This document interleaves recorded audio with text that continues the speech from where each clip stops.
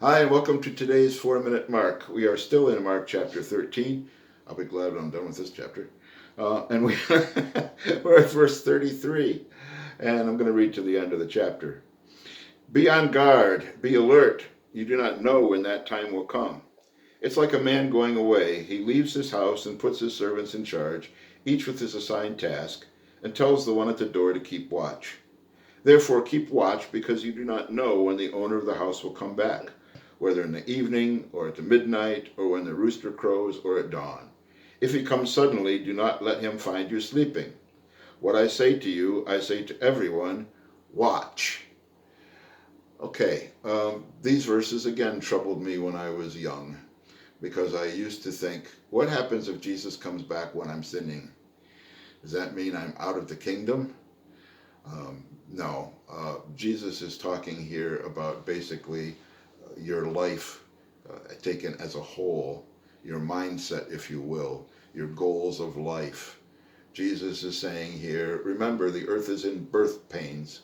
Something new is about to come. Are you ready for what is to come? Or to use his analogy right here, Jesus is saying, basically, the watchmen, we're stewards of God's world, but Jesus is coming back someday, and he's going to find out whether we are faithful stewards or not. It doesn't mean at times we Christians occasionally won't fall into sin. The Bible does not teach sinless perfection. But what it does say is, are you trusting Jesus for your salvation? Are you hoping for his second coming? Do you know that it could be at any minute? Are you trying to live to please him, with his help, of course, through the Holy Spirit? Are you doing those things? Or is it the case that you accepted Jesus long ago at a Billy Graham crusade, or by watching somebody on TV, or you did it in the Sunday school and you haven't given Jesus much of thought since then? You know, you're like the watchman at the door who falls asleep. And Jesus is saying, don't do that. Now, I'm speaking, of course, to us in our situation as we await the second coming. If Jesus was speaking to those in Jerusalem, he was basically saying, look for the signs and be alert.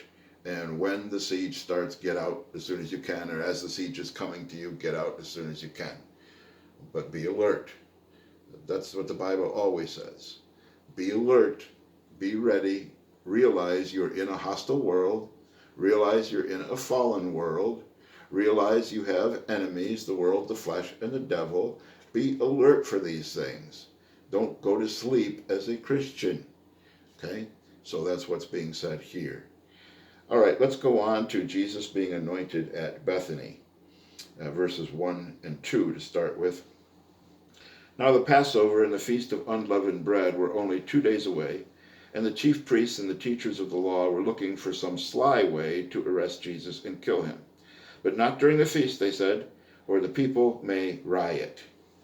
It's interesting that the chief priests and those teachers of the law here are looking for a sly way to kill Jesus, because Jesus had nothing in his life that could lead to his death. There were no charges that would stand against Jesus, and they knew it. And they also knew that Jesus was extremely popular with the people.